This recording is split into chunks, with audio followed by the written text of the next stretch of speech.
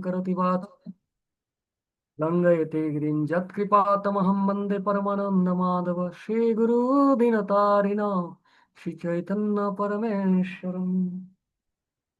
हरे कृष्ण। হরে কৃষ্ণ। যাদের কোনো অসুবিধা নেই ভিডিওটা ওপেন রাখলে ভালো, এটা একটা সদাচার।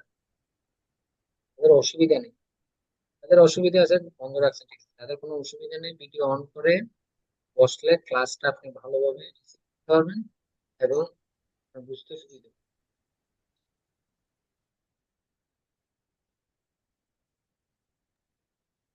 আগে যে প্রথম পূর্ব যে প্রথমবার ক্লাস দিছিল তা আপনারা অনেকজন নোট করছিলেন, মনে আছে? কিছু বলতে পারবেন?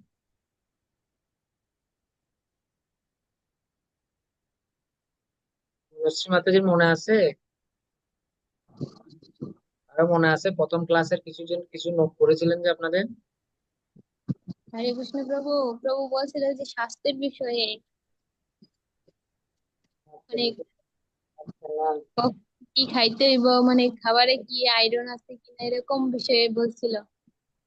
না। হরে কৃষ্ণ। হরে কৃষ্ণ প্রভু।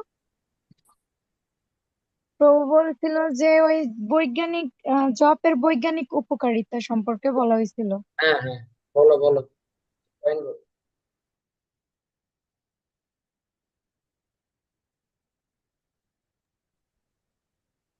তনুশ্রী, তুমি কিছু পয়েন্ট বলো। আর কেউ বলতে চাইলে বলতে পারো। না আছে আর কারো? হরে কৃষ্ণ, প্রণাম প্রভু। প্রভু আমি বলবো? হ্যাঁ বলেন। হরি বল। হুম, বলো। প্রভু দেখুন, আমাদের নোটের মধ্যে কিছু ছিল। হরিনাম জপের সময় আমাদের আঙুলের মধ্যে যে ঘর্ষণ হয়, এটার ফলে আমাদের হাতের রেখার পরিবর্তন হয়, যার ফলে সৌভাগ্য, যশ, ধন ইত্যাদি লাভ করা যায়। হরি সাধু বল। সঙ্গে কৃষ্ণ নাম করার ফলে নিত্য কালের জন্য সুখী হওয়া যায়। প্রকৃত সুখ পাওয়া যায় কৃষ্ণ ভাবনামৃত অনুশীলন এবং ভগবানের নাম, মহিমা ও গুণ প্রচার করার মাধ্যমে। হরিনাম করার ফলে প্রকৃত সুখ লাভের সমস্ত গুণাবলী অর্জন করা যায়। প্রমাণস্বরূপ বলা যায়, রত্নাক রত্নাকর দস্যু, মৃগারী বেদ, হরিনাম হীরা বেশ্যা, জগের মাধব বা আছে এরকম। তারপরে যেমন প্রভু আহ হরিনাম জপ করার মাধ্যমে আমরা 99% অর্জন করতে পারি, কেননা হরিনাম জপ, হরে কৃষ্ণ মহামন্ত্র জপের মাধ্যমে আমরা যে সেবা সম্পাদিত হয় তা আর অন্য কোনো সেবাই হয় না, কারণ কলিযুগের ধর্ম হয় নাম সংকীর্তন। হরে কৃষ্ণ প্রভু, প্রণাম। হরি বল। ও আপনি শুরু করেন তাও। হরে কৃষ্ণ। তো উপস্থিত সমস্ত ভক্তদের শ্রীচরণে আমার প্রণাম। আপনারা আপনাদের ব্যস্ততার মধ্যেও, ব্যস্ততম সময় থেকেও আপনারা এই যে সময়টা নির্ধারণ করেছেন ভগবানের কথা শ্রবণের জন্য, এবং আমি অত্যন্ত সৌভাগ্যবান। কেননা আহ এটা আমারই সৌভাগ্য আপনাদের সাথে আমরা সিনিয়র বৈষ্ণবদের থেকে বা আচার্যদের থেকে যা শ্রবণ করেছি সেটা শেয়ার করার একটা সুযোগ পেলাম। এটা আমি মনে করি আমি সবচেয়ে বেশি সৌভাগ্যবান। কারণ হরিনাম হচ্ছে এমন একটা টপিক যেটা আসলে প্রতিনিয়ত আমাদের লাইফের সাথে রিলেটেড। হরিনাম সম্পর্কে জানাটা খুবই গুরুত্বপূর্ণ। তো যেহেতু আপনাদের মাধ্যমে আমি আর একটু নিজেকে সংশোধন করার, নিজেকে একটু স্মরণ করিয়ে দেওয়ার সুযোগ পেয়েছি। আর আমরা কৃতজ্ঞতা জানাচ্ছি শ্রীপাদ রাধেশ্যাম দাস ব্রহ্মচারী প্রভুকে, কারণ উনি খুব সুন্দর এবং সিস্টেমেটিক্যালি এই যে তত্ত্বগুলো সাজিয়েছেন আমাদের জন্য। তো যেহেতু যারা স্টুডেন্ট লাইফে থাকে, যারা একটা ভয়েস লাইফ মেনটেন করে যায়, তাদের জন্য কোর্সের পাশাপাশি ক্যাম্পের ব্যবস্থা থাকে। কোর্স এবং ক্যাম্প এই দুইটা প্রসেসের মাধ্যমে একজন ভক্তের জীবনে প্রয়োজনীয় সমস্ত আধ্যাত্মিক ফিলোসফি প্রদান করা হয়। তো গৃহস্থদের ক্ষেত্রে সেই সুযোগটা থাকে না, শুধুমাত্র কোর্সটা করতে পারে, ক্যাম্পগুলো করার সুযোগ থাকে না। তো প্রভু সবার কথা চিন্তা করে এখানে যারা উপস্থিত ওনাদের জন্য এই ক্যাম্পের ক্লাসগুলোর একটা ব্যবস্থা করেছেন। এটা অত্যন্ত ভালো একটা উদ্যোগ। তো আমাদের ক্যাম্প শুরু হয় সংকল্প ক্যাম্প দিয়ে। তার প্রথম হচ্ছে কি scientific benefits of চান্টিং Holi name. পবিত্র হরিনাম জপের বৈজ্ঞানিক উপকারিতা। তো আমরা ইতিমধ্যে আমাদের এর প্রথম পার্টটা সম্পূর্ণ করেছিলাম। আজকে আমরা আমাদের দ্বিতীয় পার্টে শুরু করতে যাচ্ছি। বলেছেন কয়েকজন যে আমরা গত ক্লাসে কি কি সম্পর্কে শ্রবণ করেছিলাম এবং কি কি আমাদের মনে ছিল। তো ধন্যবাদ আপনাদের, অনেকদিন আপনারা এটা মনে রেখেছেন সেই জন্য।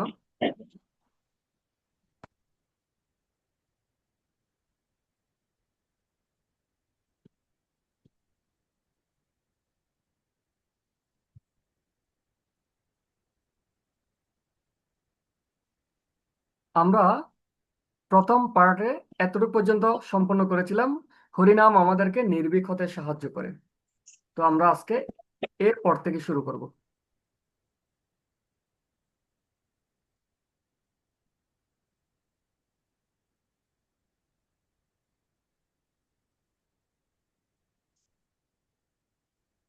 তো আমরা আগেই বলেছিলাম হরিনামের উপকারিতা দু ধরনের ধরা যায়, একটা হচ্ছে আধ্যাত্মিক উপকারিতা আর একটা হচ্ছে জাগতিক উপকারিতা, সরি বৈজ্ঞানিক উপকারিতা।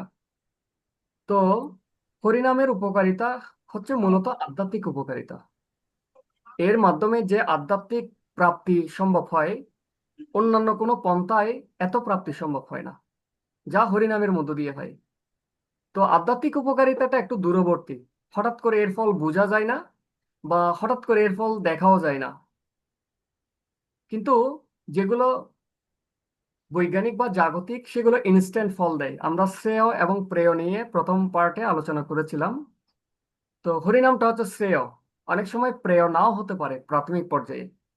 তো আমাদের মন সব সময় উপকারিতা খুঁজে, আমি এটা কেন করব, এর প্রয়োজনীয়তা কি, এর উপকারিতা কি, এবং এটা আমার জীবনে কোন কোন জায়গায় প্রয়োগ করতে পারি, প্রয়োজনীয়তাটা কি। তো সেই জন্য আমরা হরিনামে, যদিও মূল পয়েন্ট হচ্ছে আধ্যাত্মিক উপকারিতা এবং অসংখ্য আধ্যাত্মিক উপকারিতা রয়েছে, এর বাইরেও আমরা চেষ্টা করতেছি কি কি বৈজ্ঞানিক উপকারিতা রয়েছে সে সম্পর্কে। তো আজকের প্রথম দিকে দেখা যায়, আমরা জানি অ্যাসিড রেইন বা অ্যাসিড বৃষ্টি। যখন অ্যাসিড বৃষ্টি হয় তখন আমাদের স্কিনে বিভিন্ন ধরনের অ্যালার্জি বা স্কিন ক্যান্সার হতে পারে। তো বলা হয় যখন অ্যাসিড বৃষ্টি হয় তখন বাইরে বের হওয়ার সময় ছাতা নিয়ে যেতে হয়, যাতে ওই অ্যাসিড আমাদের শরীরের সাথে স্পর্শ না হয়।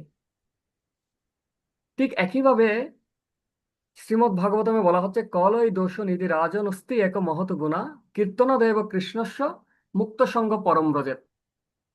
কলিযুগ হচ্ছে দোষের সাগর। দোষের সাগর মানে কি? জলের সাগর মানে কি? সেখানে জল আর জল, জল আর জল। দুধের সাগর আছে, ক্ষীরের সাগর আছে, ক্ষীর সমুদ্র, যেখানে ভগবান ক্ষীরোদকশায়ী বিষ্ণু, অর্থাৎ যিনি পরমাত্মা রূপে আমাদের হৃদয়ে থাকেন, ব্রহ্মাণ্ডের উপরিভাগে ক্ষীরোদকশায়ী বিষ্ণু ক্ষীর সমুদ্রে শুয়ে আছে, ওখানে ক্ষীর আর ক্ষীর। আর কলিযুগকে বলা হয় দোষের সাগর, কলয় দোষ নিধি রাজন। অর্থাৎ কলিযুগে চারিদিকে দোষ আর দোষ। দোষ যে শুধু অভক্তদের মধ্যে তা নয়, আমরা বর্তমান যুগে ভক্তদের মধ্যে অনেক দোষ থাকতে পারে, থাকার অস্বাভাবিক নয়। কারণ এই যুগটাই হচ্ছে কলিযুগ, এই কলিযুগটাই হচ্ছে দোষের সাগরে আমরা নিমজ্জিত। সুতরাং আমরা যদি এই মুক্ত থাকতে চাই, আমাদের একমাত্র উপায় হচ্ছে কি, পূর্ববর্তী জীবন এবং বর্তমান জীবনের মধ্যে যদি পার্থক্য করি, আমরা যখন কৃষ্ণ ভাবনা অনুশীলন করিনি,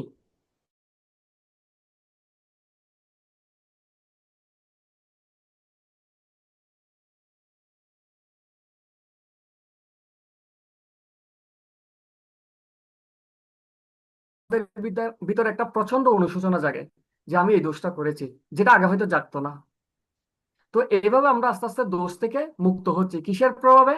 হরিনামের আশ্রয়ে, হরিনাম রূপ ছাতার আশ্রয়ে আমরা এই দোষের সাগর থেকে উত্তীর্ণ হতে।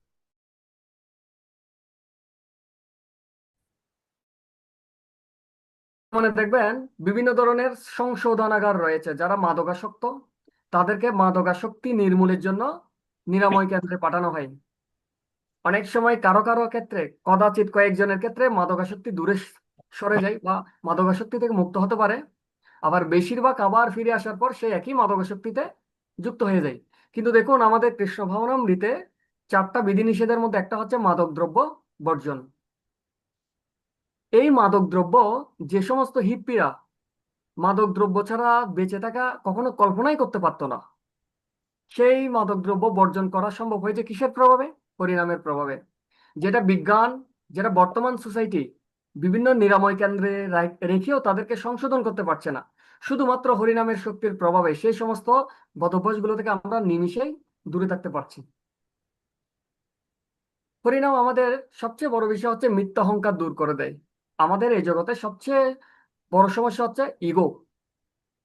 বলা হচ্ছে একটা ফিলো ফর্মুলা আছে, FILO, first in last out. আমরা চিন্ময় জগতে ছিলাম, চিন্ময় জগতে কৃষ্ণের আভিজাত্য ঐশ্বর্য, কৃষ্ণের প্রভুত্ব দেখে আমাদের মনে ঈর্ষা জেগেছিল। কৃষ্ণই কি একমাত্র প্রভু? আমি কি প্রভু হতে পারি না? তখন কৃষ্ণ চিন্তা করলো, এই জগৎ তো আমার, এখানে একলা ঈশ্বর কৃষ্ণ আর সব বৃত্ত, যারে জয়ছে নাচায় সে তৈছে করে নৃত্য।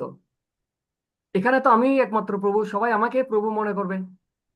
তো যে সমস্ত জীবাত্মার হৃদয়ে এই সমস্ত চিন্তা এসেছে তাদেরকে তো কেউ প্রভু মানবে না, তাদের জন্য আমাদের জন্য অর্থাৎ আমাদের জন্য এই জড়জগৎ সৃষ্টি করেছে। তাহলে আমরা কেন এই জড়জগতে পতিত হয়েছি? কারণ প্রথম আমাদের যে অনর্থটা হৃদয়ে প্রবেশ করেছে সেটা হচ্ছে ঈর্ষা। আমি বলছি ঈর্ষা থেকে আমাদের ঈর্ষা মনোভাবটাকে দূর করে, মিথ্যা অহংকার ঈর্ষা দূর করে। তো এই যে ঈর্ষা ঈর্ষা মনোভাবটা আমাদের হৃদয়ে প্রথম প্রবেশ করেছিল, যার ফলে আমরা এই জড়জগতে এসেছি। আমাদের অনর্থগুলো আস্তে আস্তে হরিনামের প্রভাবে মুক্ত হতে থাকবে, যে এবং সর্বশেষে মুক্ত হয় ঈর্ষা মনোভাব। এবং যখন এটা থেকে আমরা পূর্ণরূপে মুক্ত হতে পারবো, নির্মৎসর হতে পারবো, তখন আমরা পুনরায় চিৎ জগতে ফিরে যেতে পারবো। সো এটাকে বলা হয় fellow formula, first in last out. সুতরাং এই হরিনামের মাধ্যমে আমাদের ঈর্ষা এবং মিথ্যাহংকার এই সমস্ত অনর্থগুলো যেগুলো থেকে মুক্ত হওয়া আসলে অসম্ভব, সেখান থেকে আমরা মুক্ত হতে পারি। হরিনাম সবচেয়ে বড় বিষয় হচ্ছে আমাদের ভালো খারাপ নির্ধারণে সহায়তা করে থাকে। একসময় আমরা ভালো খারাপ কি সেটা বোঝার সক্ষমতা ছিল না, কিন্তু হরিনামের আশ্রয় গ্রহণ করার ফলে চৈত্য গুরু রূপে পরমাত্মা আমাদের হৃদয়ে ভালো এবং খারাপ সম্পর্কে বিভিন্ন ধরনের নোটিফিকেশন দেয়, যে এটা ভালো, এটা খারাপ, এটা খারাপ, এটা ভালো। তখন আমরা সে ভালো খারাপ নির্ধারণ করার জন্য বা ভালো খারাপ নির্ধারণ করে আমাদের খারাপটা বর্জন এবং ভালোটা গ্রহণ করার জন্য একটা শক্তি পাই, শুধুমাত্র হরিনামের মাধ্যমে। দেখুন, যারা কৃষ্ণ ভবনামৃত থেকে দূরে সরে যায় তারা কেউ কখনো ফিলোসফির অভাবে যায় না। তারা দুটো কারণে যায়, একটা হচ্ছে ভক্তি দুর্বল হয়ে যাওয়ার কারণে, আরেকটা হচ্ছে ভক্তদের সাথে সুসম্পর্কের অভাবের কারণে। তো কখনো আমাদের ভক্তিটা খুব স্ট্রং থাকে, কারণ যেটাতে আমাদের শতকরা 99% শক্তি প্রদান করা হয়, বা যেটা থেকে আমরা শতকরা 99% প্রাপ্তি অর্জন করি বা লাভ করে থাকি, সেটা যখন স্ট্রং থাকে, হরিনামটা ভালো থাকে, তখন আমরা এই কৃষ্ণ ভাবনামৃত থেকে চলে যাওয়ার আর কোনো স্কোপ থাকবে না। এটা যোগ্য নেতা হতে হরিনাম সাহায্য করে। দেখুন আমাদের আহ যদিও এটা কৃষ্ণ ভবনামৃত মানে হচ্ছে কি, কৃষ্ণ ভবনামৃত মানে হচ্ছে বৈষ্ণব দাসানুদাস হয়ে গুরু কৃষ্ণের সন্তুষ্টি বিধান করা, কিন্তু তারপরেও এখানে লিডার রয়েছেন, আধ্যাত্মিক নেতারা রয়েছেন। যদিও হ্যাঁ, জাগতিক নেতারা হচ্ছে শোষণের ভিত্তিতে, আর আধ্যাত্মিক নেতা হচ্ছে সেবার ভিত্তিতে। আধ্যাত্মিক নেতারা কখনো শোষণ করে না, তার অধীনস্থদের কৃষ্ণ ভাবনাময় করে গড়ে তোলার জন্য কৃষ্ণ ভাবনার পথে সব সময় সেবা প্রদান করে থাকেন। তো আমাদের যে সমস্ত নেতারা রয়েছেন কৃষ্ণ ভাবনাময়, তারা সবাই ওনাদের নিজস্ব ভক্তি জীবনে, নিজ নিজ ভক্তি জীবনে আদর্শ এবং হরিনামের প্রতি অত্যন্ত শরণাগত বিধায় তারা যোগ্য নেতা হতে পেরেছেন। আর এই জড়জগতে চাকচিক্য বা বিভিন্ন প্রকার যে জাগতিক চেতনা রয়েছে সেগুলো থেকে আমাদেরকে আস্তে আস্তে আধ্যাত্মিক চেতনায় পর্যবসিত করে। যেমন রাস্তায় যদি কোনো একটা সুন্দরী মহিলা হেঁটে যায়, তখন যদি একটা বাঘ তাকে দেখে, তার দৃষ্টিতে একটা মাংসপিণ্ড বা খাবার ছাড়া আর কিছুই নেই। বাঘের দৃষ্টি সেটা একটা খাবার। আজকে আমার খাবার জুটেছে, আমি আজকে ভালো করে উদর পূর্তি করতে পারবো, এটাই হচ্ছে বাঘের মনোভাব।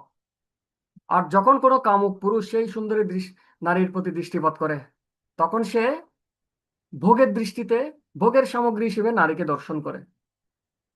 যখন কোনো সন্ন্যাসী একটা নারীকে দর্শন করে, তখন তিনি মনে করেন কি, এই জড়দেহ হচ্ছে রক্ত, বমি, পুঁজ এবং হাড় মাংসের শ্লেষ্মা কতগুলো, একটা থলি মাত্র, একটা কাঠামো মাত্র। সুতরাং এই জড়জগতের, এই জড়বস্তুর সৌন্দর্য বা চাকচিক্যের প্রতি আমাদের কি হওয়া যাবে না, আকৃষ্ট হওয়া যাবে না। আকৃষ্ট হতে হবে একমাত্র ভগবানের প্রতি। আর যখন একজন বৈষ্ণব ভক্ত সেই একই বস্তু দর্শন করে, তখন তিনি কি মনে করেন, তখন তিনি মনে করেন তিনি হচ্ছেন একটা আত্মা, তিনি এই জড়দেহের মধ্যে আবদ্ধ হয়ে আছেন, এবং এই জড়দেহে আবদ্ধ হয়ে পরম পিতা পরমেশ্বর ভগবান শ্রীকৃষ্ণকে ভুলে এই জগতে কষ্ট পাচ্ছে। আর সেই কারণে কি করেন, তিনি তার কাছে কৃষ্ণ ভাবনামৃতের, তিনি তার কাছে কৃষ্ণ ভাবনামৃতের বাণী পৌঁছে দেন, কৃষ্ণ সেবায় যুক্ত হওয়ার জন্য সহায়তা প্রদান করে থাকেন। এটা কি এটা? কৃষ্ণ ভাবনার মাধ্যমে আমরা প্রকৃত জীবের যে কল্যাণ, সেটা সেই সম্পর্কে আমরা জানতে পারি। কিসে জীবের প্রকৃত কল্যাণ হয়। আমরা যখন নিজেরা হরিনাম করতাম না, তখন আমরা কখনো অন্যদের হরিনাম করার সে প্রয়াস করিনি।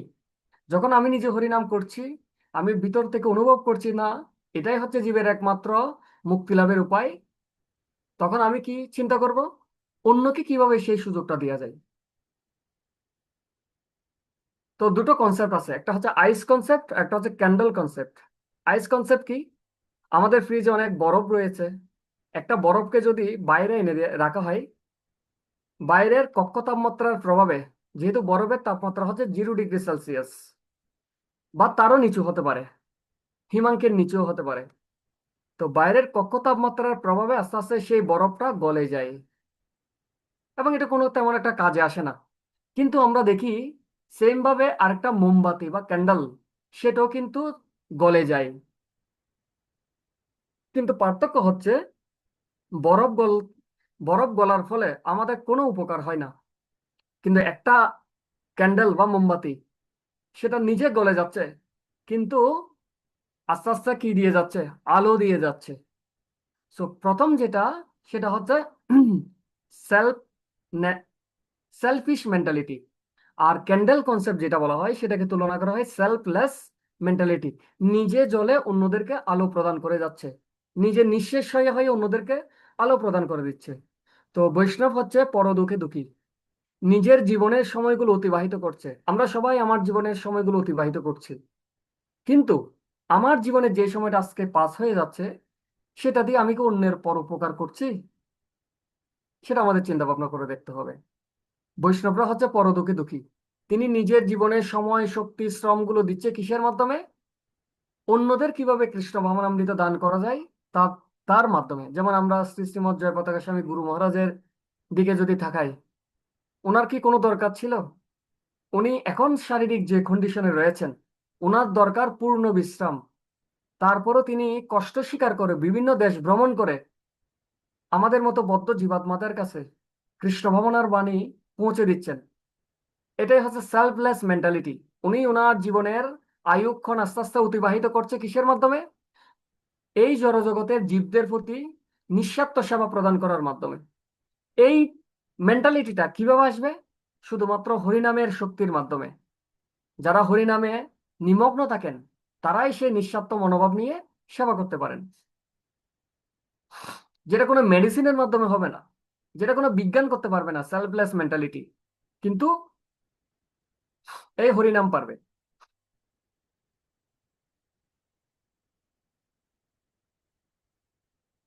তো পৃথিবীতে আসলে অসংখ্য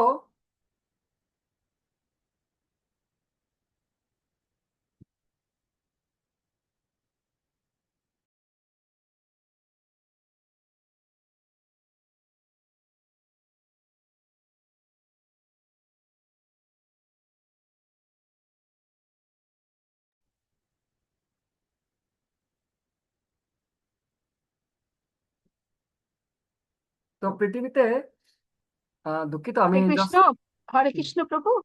প্রণাম। প্রভু, ওই যে আইস কনসেপ্ট আর ক্যান্ডেল কনসেপ্টটা যদি আরেকবার একটুখানি বলে, আমি মিস আচ্ছা করে ঠিক আছে, গেছি। আমি রিপিট করছি।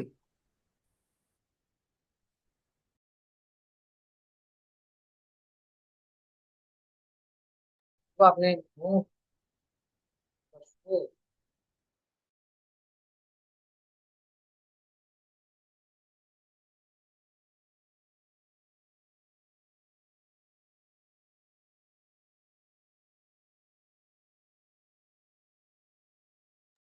দুঃখিত একটু ইন্টারফিয়ারের জন্য।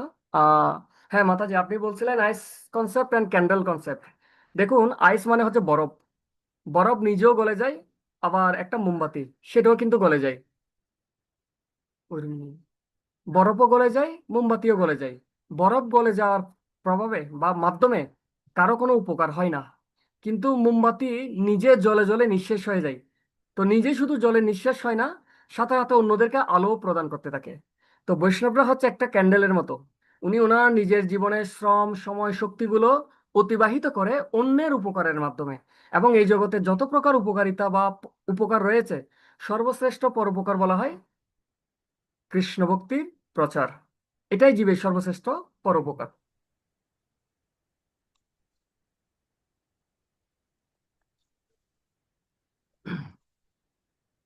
তো পৃথিবীতে এই যে ব্রহ্মাণ্ডে বা এই যে আমাদের সোলার প্ল্যানেটের কথাও যদি চিন্তা করি, বা সৌরজগতে অসংখ্য তারা রয়েছে।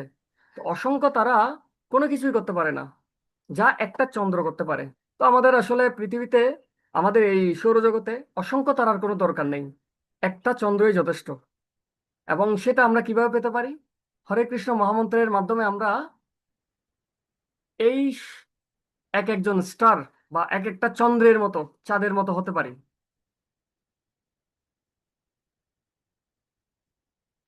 এরপরে হচ্ছে একটা গিগো ফর্মুলা। গিগো ফর্মুলার অর্থ হচ্ছে কি, good in, good out, garbage in, garbage out.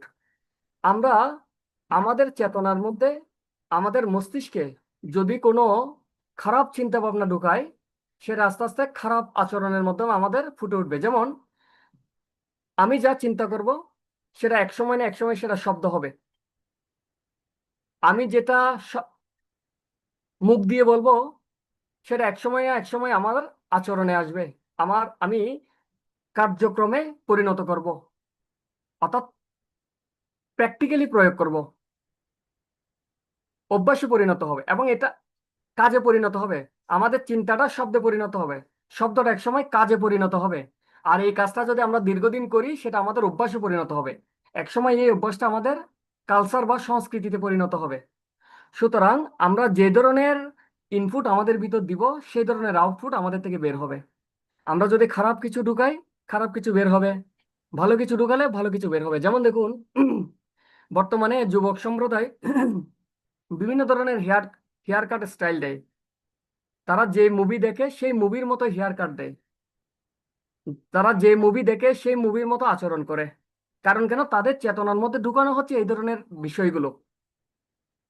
আর তৎকালীন সমাজে কি করা হইতো, ভগবানের বিভিন্ন লীলা এবং ভগবানের ভক্তদের লীলা সমন্বিত বিভিন্ন নাটক করা হইতো, এবং সেগুলো দেখে তারা প্রভাবিত হয়ে সেই অনুসারে জীবনযাপন করার চেষ্টা করত। আমার এখনো মনে পড়ে, তো যখন আমরা ছোটবেলা ছিলাম, তখন তো গ্রামে ছিলাম। তখন আমরা লোকনাথ ব্রহ্মচারী, আমাদের গ্রাম চট্টগ্রামে কিন্তু বিশাল পরিচিত ছিল আমরা যখন ছোট ছিলাম। তো তখন দেখতাম লোকনাথ ব্রহ্মচারী এবং বেনি মাধব দুইজন একসাথে সাধনা করতেছে। একটা সাপ তার উপর দিয়ে যাচ্ছে, কিন্তু সে নড়াচড়া করতেছে না। তখন আমরা বন্ধুরা মিলে কি করতাম, সবাই একসাথে বসে ওই রকম ধ্যান করার চেষ্টা করতাম, যেভাবে ঠিক পা ভাঁজ করতো। যদিও জানি এটা আমাদের এই যে আধ্যাত্মিকতা, এই ছোটখাটো জিনিসগুলো আমাদেরকে কিন্তু আস্তে আস্তে প্রভাবিত করেছে। আমরা যদিও বর্তমানে কৃষ্ণ ভাবনায় রয়েছি, কিন্তু ছোট ছোট হরিদাস, রাজা হরিশ্চন্দ্রের যখন আমরা মুভি দেখতাম, তখন থেকে আমরা চিন্তা করতাম, না যতই বিপদ আসুক কখনোই মিথ্যা কথা বলা যাবে না, এই ধরনের চিন্তা ভাবনা করতাম। তো আমাদের ছোটবেলা থেকে যে ধরনের গার্বেজ, যে ধরনের জিনিস আমাদের দেখানো হইতো বা প্র্যাকটিস করানো হইতো, সেই জিনিসগুলো আমাদের আউটপুট হইতো। তো আমরা যদি ভালো কিছু ঢোকাই, ভালো কিছু বের বের হবে, খারাপ কিছু ঢোকালে খারাপ কিছু বের হবে। এটাকে বলা হয় গিগো ফর্মুলা। তো আমরা যদি প্রতিদিন ভোরে ঘুম থেকে উঠে হরে কৃষ্ণ মহামন্ত্র জপ করি, পুরো দিন আমাদের ভিতর থেকেও ভালো কিছু বের হবে, মন্থন হয়ে ভালো কিছুটাই বের হবে।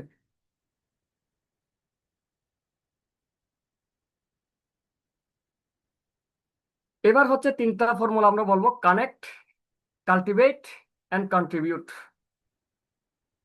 দেখুন, একটা আম গাছ যখন একটা আম গাছের একটা ঢালের সাথে যখন লেগে থাকে বা সংযুক্ত থাকে, প্রাথমিকভাবে সেটা মনে হতে পারে, প্রাথমিকভাবে সেটা কাঁচা থাকতে পারে, টক থাকতে পারে, কিন্তু সেটা যদি ধৈর্য সহকারে বৃক্ষের সাথে সংযুক্ত থাকে, ক্রমাগত সেটা আস্তে আস্তে বড় হতে থাকবে, পরিপক্ক হবে, পাকবে এবং একসময় মিষ্টি হয়ে যাবে। ঠিক একইভাবে আমরা যদি কানেক্টেড থাকি কৃষির সাথে, কৃষ্ণ ভাবনার সাথে, ভগবানের সাথে, কিসের মাধ্যমে? হরিনামের মাধ্যমে, তখন আস্তে আস্তে আমাদের হৃদয়ে কাল্টিভেশন বা ভগবত ভক্তির যে চাষ বা কাল্টিভেশন, সেই কাল্টিভেশনের প্রভাবে একসময় আমরা পরিপক্ক হতে পারবো। এবং শুধু পরিপক্ক হবো তা নয়, আমরা নিজেরাও কিন্তু কৃষ্ণ ভক্তিতে অনেক অবদান রাখতে পারবো।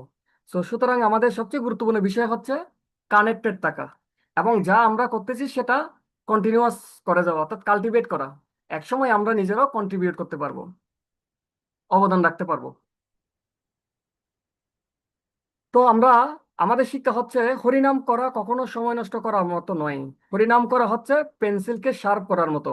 যেমন আমরা পেন্সিল দিয়ে লিখি, তো পেন্সিল দিয়ে লিখতে লিখতে লিখতে একসময় পেন্সিলের গ্রাফাইট অংশ, যেটা কালো অংশ, সেটা কি হয়ে যায়? ভোঁতা হয়ে যায়। তো কেউ যদি মনে করে যে না, আমি এটা লিখতেই থাকবো, এটাকে আমি শার্প করবো না, যদি আমি শার্প করতে যাই আমার কিছুটা সময় নষ্ট হবে, আমি এই সময়টা কেন নষ্ট করব? তাহলে দেখা যাবে কি, হয়তো কিছুক্ষণ লেখার পর সেই পেন্সিল আর ব্যবহারযোগ্য থাকবে না। কিন্তু যারা বুদ্ধিমান তারা কি করবে? হয়তো 10 সেকেন্ড তার সময় যাবে, 30 সেকেন্ড সময় যাবে, সে পেন্সিলটাকে শার্প করবে। শার্প করার মাধ্যমে পেন্সিলটা পুনরায় রিসাইকেল করার মতো, অর্থাৎ পুনরায় ব্যবহার করার মতো একটা স্টেজে চলে আসবে। আবার আমরা বলি অনেক সময় কুঠার দিয়ে গাছ কাটা। তো কুঠার দিয়ে যখন আমরা গাছ কাটি, তখন দীর্ঘদিন গাছ কাটতে কাটতে সেই কুঠারটার যে শার্পনেস বা ধারালো অংশটা, সেটা ভোঁতা হয়ে যায়। তো 1 সপ্তাহ, 2 সপ্তাহ বা 1 মাস পরে গিয়ে দেখি, আমি আগে যে পরিমাণ এনার্জি দিয়ে যে পরিমাণ গাছ কাটতে পারতাম, তার চেয়ে 3 গুণ 4 গুণ শক্তি দেওয়ার পরেও তার অর্ধেক গাছ কাটতে পারতেছি না। তো তখন কোনো বুদ্ধিমান ব্যক্তি যদি আমাকে বলেন যে তোমার এই মুহূর্তে কি দরকার, এটাকে একটু শার্প করা দরকার, ধার দেওয়া দরকার, তখন আমি হয়তো মনে করতে পারি না, আমি যদি ধার দিতে যাই আমার সময় নষ্ট হবে, উনি আমার শত্রু, যে আমাকে সময়টা নষ্ট করতে চাচ্ছে। আসলে কি এটা বুদ্ধিমানের কাজ? না। আমি যদি কিছুটা সময় যদি সেটাকে শার্প বা ধারালো করার কাজে ব্যবহার করি, দেখা যাবে কি আমি আবার সেই পুনরায় প্রথম কুটার দিয়ে যেভাবে আমি গাছ কাটতাম, সেই একই স্পিড আমি গাছ কাটতে পারবো, একই পরিমাণ আমি ফল পাবো। তো আমরা সারা দিন, দিনের প্রায় প্রতিটা মুহূর্ত আমরা জড়জগতের সাথে স্ট্রাগল করতেছি, প্রফেশনালি, পারিবারিকভাবে, সামাজিকভাবে। তো যার প্রভাবে আমাদের চেতনাটা আস্তে আস্তে ডাউন হতে থাকে। 24 ঘন্টার মধ্যে আমরা কতক্ষণ কৃষ্ণ ভাবনায় থাকি? তো আমরা যদি হরে কৃষ্ণ মহামন্ত্র জপের মাধ্যমে দিব্য সংস্কৃতি এবং চিন্ময় জগৎ, ভগবানের সাথে যদি যুক্ত থাকি, তাহলে সেটা অনেকটা শার্প করার মতো, অর্থাৎ পেন্সিল শার্প করার মতো, কোটারে ধার দেওয়ার মতো, যেটা আমাদেরকে আরো বেশি নতুন উদ্যমে, বেশি পরিমাণ আউটপুট পেতে সহায়তা করে থাকে। তো এবার একটা ছোট সত্য ঘটনা বলি। আলেকজান্ডার দ্য গ্রেট সম্পর্কে, সরি সরি এই পৃথিবীতে আমরা দেখি অনেক মহান মহান ব্যক্তিরা রয়েছেন, যেমন আব্রাহাম লিঙ্কন, আমেরিকার প্রেসিডেন্ট ছিল, যিনি দেশের জন্য কত কিছু করেছেন। কিন্তু ওনার শেষ পরিণতি কি হয়েছিল? ওনাকে আততায়ীর হাতে বধ হতে হয়। আততায়ীরা তাকে গুলি করে হত্যা করে, যিনি দেশের জন্য, জাতির জন্য অসংখ্য অনেক কিছু করেছিলেন। মহাত্মা গান্ধীর কথা আমরা বলি। মহাত্মা গান্ধী ছিল ভারতের যে অহিংস আন্দোলন, তার জনক বলা হয়। অনেকেই স্বীকার করে, ইতিহাসবিদরা স্বীকার করে, মহাত্মা গান্ধীর হাত দিয়ে এই ভারতবর্ষের স্বাধীনতা এসেছে। যদি এর সম্পর্কে দ্বিমত রয়েছে, তারপরেও মহাত্মা গান্ধী ভারতের ইতিহাসে একজন মহিমান্বিত রাজনীতিবিদ বা আধ্যাত্মিক ব্যক্তি বলা যায়। তো এই মহাত্মা গান্ধী ওনার সারাটা জীবন অতিবাহিত করেছে দেশের সেবায়, কিন্তু শেষ পরিণতি কি হয়েছিল? ওনাকে ওনার দেশের জনগণ হত্যা করেছে। ঠিক একইভাবে বঙ্গবন্ধু শেখ মুজিবুর রহমান সম্পর্কে আমরা জানি 1975 সালে তার দেশে তার সেনাবাহিনীর লোকজন তাকে হত্যা করে। হিটলার তার নিজের জাতিকে রক্ষা করার জন্য সারা বিশ্বে অত্যন্ত নৃশংসভাবে নেতৃবাদী নেতৃবাদী ধারণা প্রতিষ্ঠা করেছিল এবং অনেক মানুষকে হত্যা করেছিল। শেষ পর্যন্ত এতই সে শক্তিশালী, এতই সে মোটিভেশনাল ছিল, তার একটা ওয়ার্ড, একটা লাইন শুনে হাজার হাজার সৈনিক জীবন দিতে প্রস্তুত ছিল। কিন্তু শেষ পর্যন্ত কি হলো? তিনি নিজেই মারা গেল। আলেকজান্ডার দ্য গ্রেট সারা বিশ্বে তার একছত্র প্রতিপত্তি স্থাপন করেছিল। সে আলেকজান্ডার দ্য গ্রেটেরও মৃত্যু হয়েছিল। নেপোলিয়ন ফ্রান্সের জনক বলা হয়। সো এভাবে আমরা যতই দেখি না কেন এই পৃথিবীতে যাদেরকে আমরা অনেক মহান মহান মনে করতে পারি, কিন্তু সবার শেষ পরিণতি হচ্ছে কি? মৃত্যু। মৃত্যুর মধ্য দিয়ে তাদের সমস্ত প্রচেষ্টা শেষ। বলা হয় out of sight, out of mind. তো এই পৃথিবী থেকে আমি যদি কেশাগ্রের 10,000 ভাগের 1 ভাগ, যে আমার আত্মার আয়তন, আমি এক আত্মা যদি হারিয়ে যাই, কারোই কিছু যায় আসে না। আসলেই কারো কিছু যায় আসে না।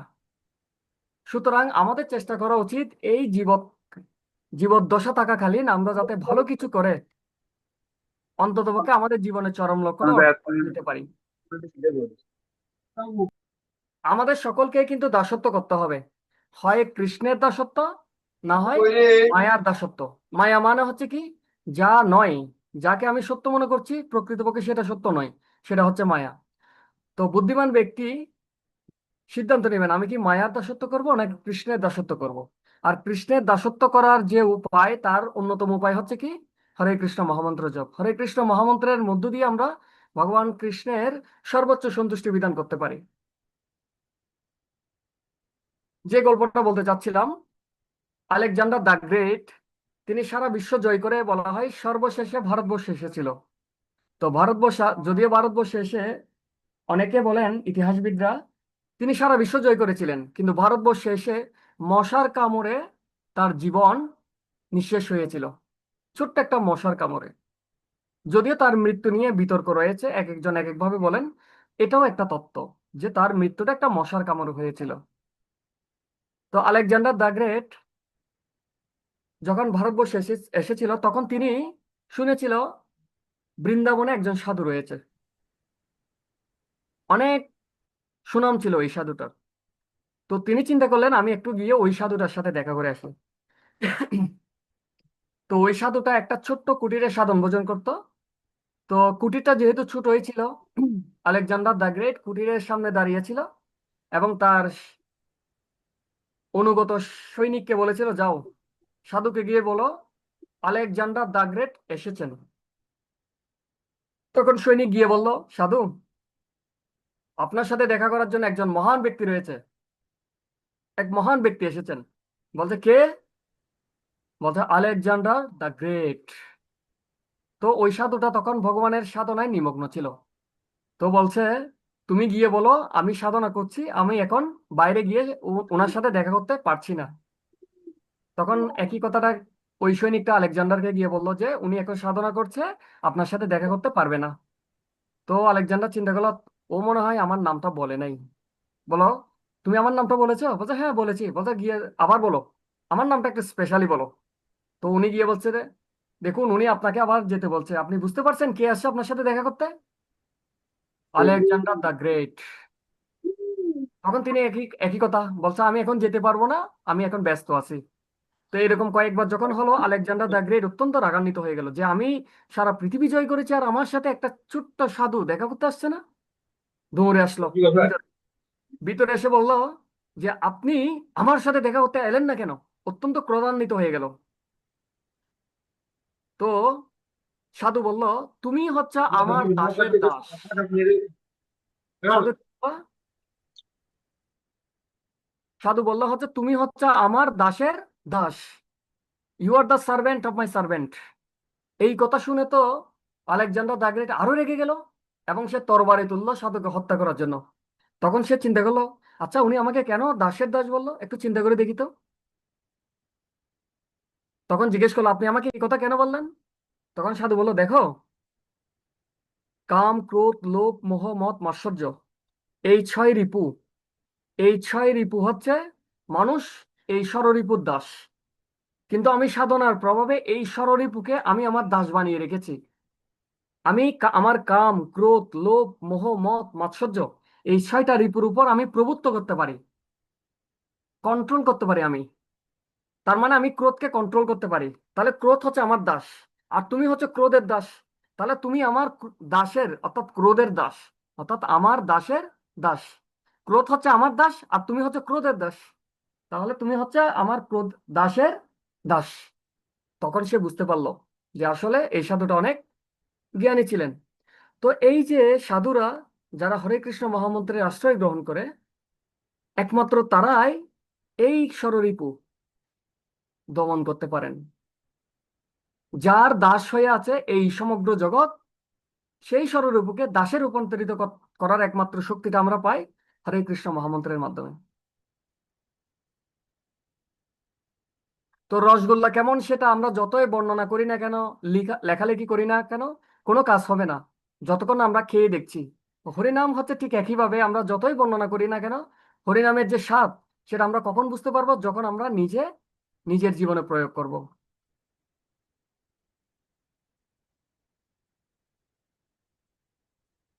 তো আমরা এবার কিছু সাইন্টিফিক আরো এক্সট্রা কিছু ইনফরমেশন দেখব।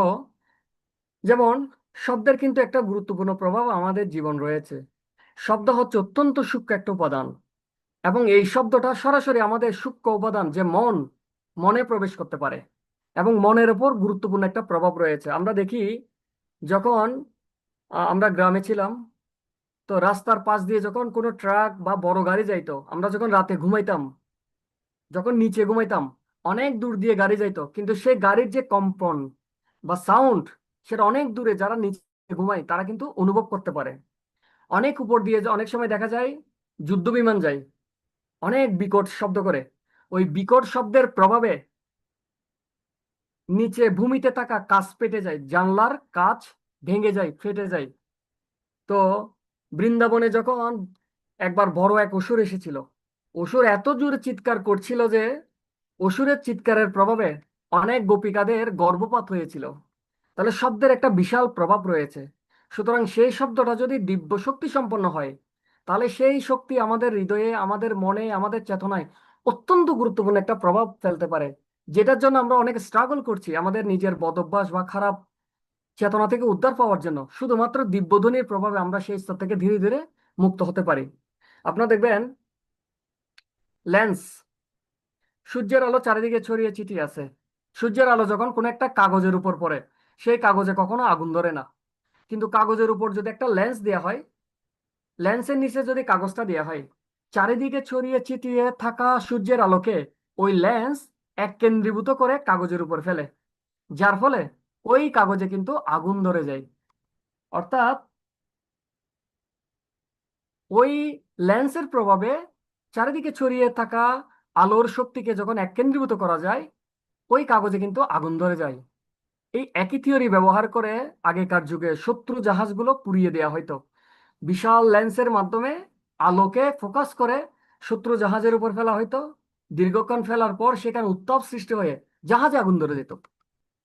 তাহলে এই অ্যানালজি থেকে আমরা কি বুঝতে পাই? আমাদের শরীরে আমাদের চেতনাগুলো হচ্ছে বহুমুখী, বিভিন্ন দিকে ধাবমান।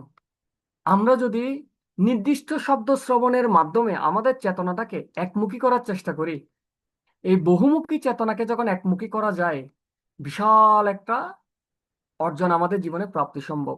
আমরা অনেক সময় বলি আমরা পড়াশোনা করতে পারি না, কেন পারি না? মনোযোগ বসে না। আমাদের চেতনা, আমাদের মনোযোগ বহুমুখী। সেটাকে একটা নির্দিষ্ট শব্দ শ্রবণের বা মেডিটেশনের মাধ্যমে যদি একমুখী করার চেষ্টা করি, ধীরে ধীরে সেটা আমাদেরকে অভূতপূর্ব শক্তি প্রদান করবে। তো আমরা দেখব হরিনামের শাস্ত্রীয় প্রমাণ কি। শাস্ত্রে বলা হয়েছে, কৃতে যদ ধ্যায়ত বিষ্ণু ত্রেথায়াম যদতেমক দাপরে পরিচর্যায়াত কলাই তৎ হরি কীর্তনাথ। সত্যযুগে বিষ্ণুর ধ্যান ত্রেতা যুগে ত্রেতা যুগে বিষ্ণুর উদ্দেশ্যে যজ্ঞ এবং দ্বাপর যুগে শ্রী বিগ্রহের অর্চন করার মাধ্যমে যে পরিমাণ ফল প্রাপ্ত হওয়া যেত, শুধুমাত্র হরে কৃষ্ণ মহামন্ত্র কীর্তন করার মাধ্যমে একই ফল প্রাপ্ত হওয়া যায়। কলয় তৎ হরি কীর্তনাৎ, শুধুমাত্র হরি কীর্তনের মাধ্যমে একই পরিমাণ ফল প্রাপ্ত হওয়া যায়। আমরা জানি যে সত্য যুগে মানুষের আয়ু ছিল 1,00,000 বছর, ত্রেতা যুগে তার 10 ভাগ কমে 10,000 বছর, দ্বাপর যুগে তারও 10 ভাগ কমে 1,000 বছর, আর কলিযুগে তারও 10 ভাগ কমে 100 বছর। আর 100 বছর বাঁচার সেই শক্তিও কিন্তু আমাদের নেই, সেটাও কিন্তু আমরা বাঁচতে পারি না। সুতরাং এই অল্প সময় আমরা ভগবত ধামে ফিরে যাওয়ার একমাত্র উপায় হচ্ছে কি, হরে কৃষ্ণ মহামন্ত্র জপ করা। তাছাড়া কলি সন্তরণ উপনিষদে বলা হয়েছে, হরে নামৈব কেবলম কলয়ে নাস্তেইব নাস্তেইব নাস্তেইব গতিরন্যতা। এই দুঃখ দুর্দশাপূর্ণ কলিযুগে কেবলমাত্র হরিনাম, কেবলমাত্র হরিনাম, কেবলমাত্র হরিনামই হচ্ছে একমাত্র উপায়। এছাড়া আর কোনো উপায় নেই, আর কোনো উপায় নেই, আর কোনো উপায় নেই। বৃহৎ নারদীয় উপনিষদে বলা হয়েছে, কলি সন্তরণ বৃহৎ নারদীয় পুরাণে, ইতি ষোড়শকম নাম কলি কলমশনাশনম না তো পরতর উপায় সর্ববেদেষু দৃশ্যতে।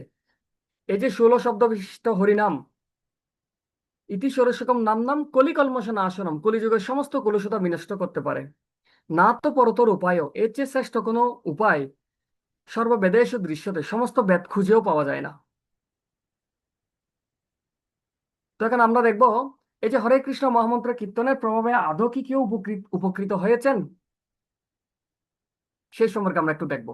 তো আমরা বৈজ্ঞানিক উপকারিতা নিয়ে যেহেতু আলোচনা করছি, আমরা একটু বৈজ্ঞানিক উপকারিতা হরিনামের মাধ্যমে যে প্রাপ্তি হয়েছে সে সম্পর্কে আমরা একটু দৃষ্টিপাত করব শাস্ত্রীয় বিভিন্ন উদাহরণের মাধ্যমে। দেখুন, বর্তমানে বিজ্ঞান আমাদের কি সুযোগ সুবিধা দিচ্ছে। বিজ্ঞানের প্রভাবে আমরা বাংলাদেশ থেকে 1 থেকে 1.5 দিনের মধ্যে আমেরিকা পৌঁছে যাচ্ছি, যেটার জন্য আগে বছরের পর মাসের পর মাস সময় লাগতো নদীপথে। কেন? বর্তমানে আমরা ফ্লাইট ব্যবহার করতেছি। তাহলে এটা অবশ্যই বিজ্ঞানের একটা উপকারিতা।